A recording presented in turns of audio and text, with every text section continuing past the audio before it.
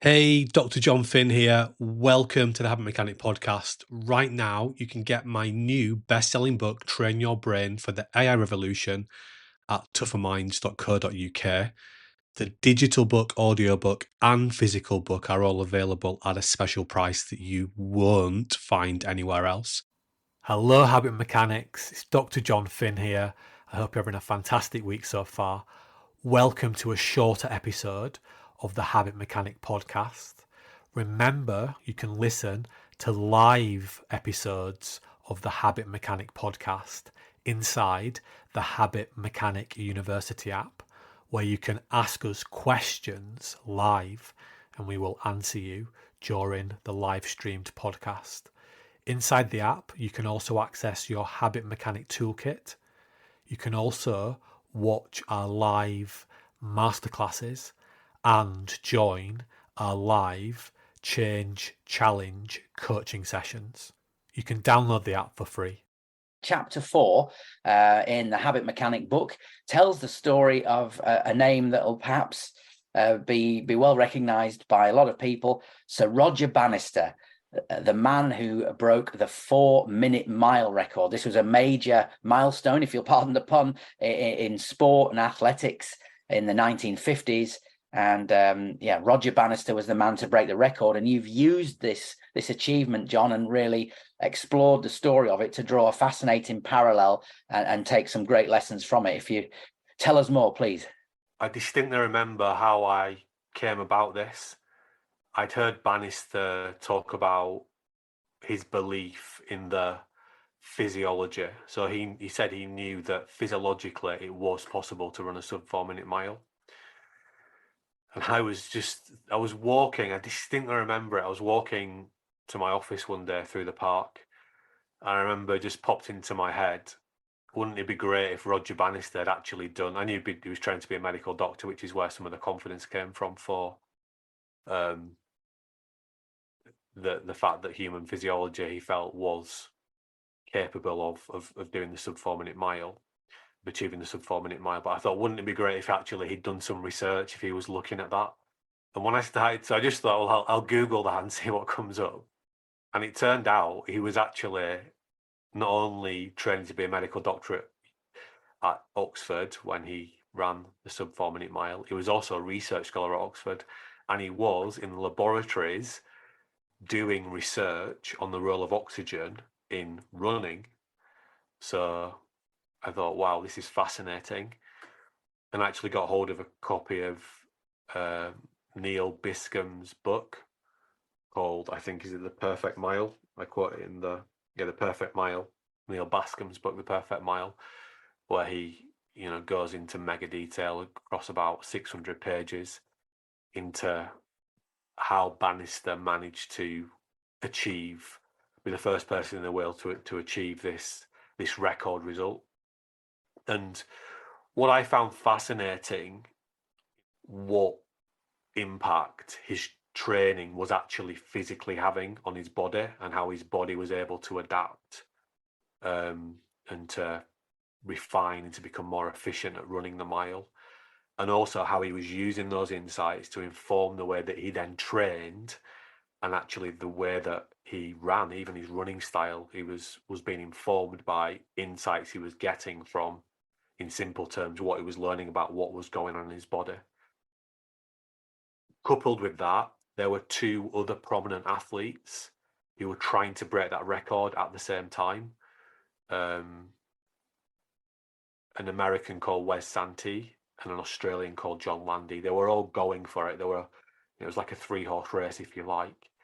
The other 2 athletes were not doing the physiology work. They were not looking at their physiology in the same way Bannister was. So they were just looking at, how fast did I run in training?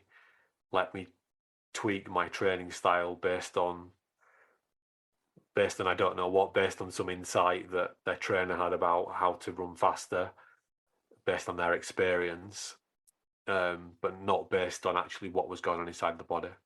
You point out how Bannister used this approach, very distinct from the other 2, and you would describe the approach the other 2 rivals took as a black box approach. not looking in detail at the inputs and measuring those kind of things. Please do tell us more about that, because I think that's so important for people to understand the distinction. Yeah, and it's a term people are not familiar with in this context. I think we think of a black box as something you get in an aeroplane that records what goes on, but actually this term, in the way I'm using it, I first came across when I was studying my master's, and some academics that were doing research in the university I was working in, they'd published a few papers talking about black box theories.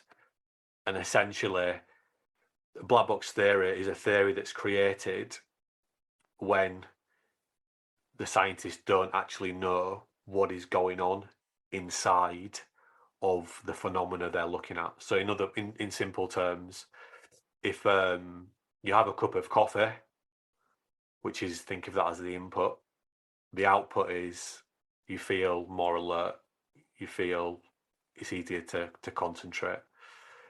But actually, if you were looking at that through a black box lens, you wouldn't understand what happened in your brain to make you feel more focused and more alert. Another example, you might get some negative feedback from your boss. That's an input.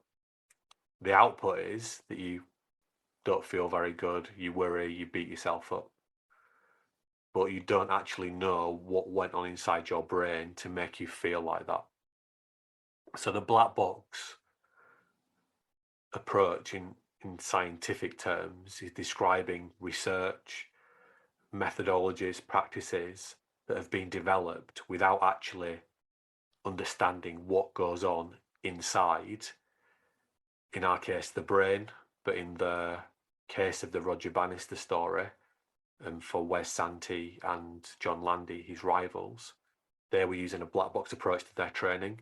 They were training, and then they were getting an output. The output may have meant they were running faster, but they didn't know what was going on inside their body to help them to get those results. So therefore, they had less information to help them to refine and tweak and advance their training further. Whereas Bannister was actually training, but then analysing what was going on inside his body. And therefore, the results of his training were far more meaningful, and he had a far better understanding of what he needed to tweak and refine. In the habit mechanic approach, and this sounds absolutely bizarre to say it, but it's real. When you go to a coach, you go to a psychologist, you go to a therapist, you go to a counsellor, all these people that are experts, obviously on a continuum, some are more expert than others. They're the people that you go to help you to think more effectively in simple terms. It might be to help you to supercharge your stress management or your motivation or your productivity or your confidence, or to become a better leader, etc. The advice they are giving you 99.9% of the time is based on black box theories, because most of their training and the theories they learned were created before we actually understood how brains worked. And the point, I think it's the 1950s when Bannister breaks this record. I think that the technologies Bannister was using to analyse what I call gas exchange and physiological peripheral indices, things like heart rate, etc. We were able to take those measurements from human beings, I think from about the 1930s, and that kind of research was ramped up into World War II. So we had this ability since about the 1930s to really look in quite a lot of detail at human physiology. We've only been able to look inside the human brain in real time, so in a meaningful way, for about 20-25 years. And we've spent, that the human brain is the most complex thing in the known universe. So you don't just look inside it and go, oh yeah, that's obvious how it all works, etc. We've had to make sense of that. So the vast majority of advice we're being given before the habit mechanic approach to help us to do better is based on black box theories.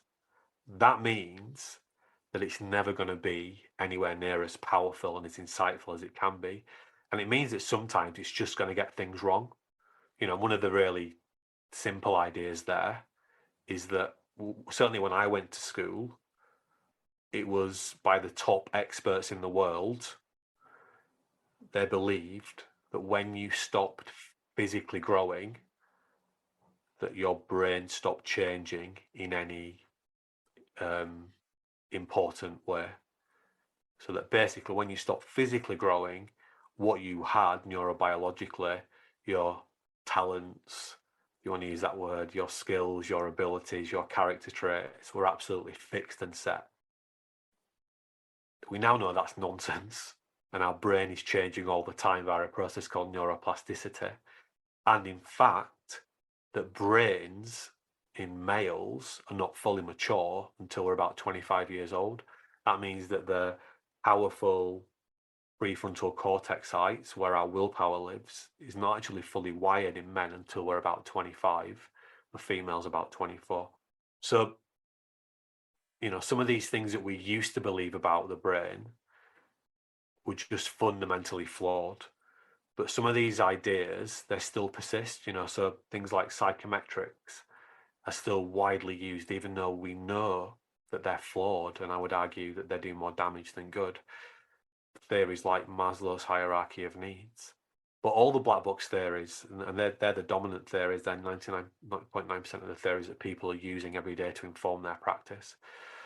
And that's also why when we go to experts, they believe that if they can get you to know what to do differently and maybe give you a few skills, that's going to help you to change your behavior. But brains don't run on knowing, they run on habits. I think that what I would now call habit science, which is a combination of neuroscience, behavioral science, applied performance psychology, I think that habit science can do for well-being and human performance, team performance, individually and collectively, what sports science did for the physical conditioning of professional athletes in the last 20 years.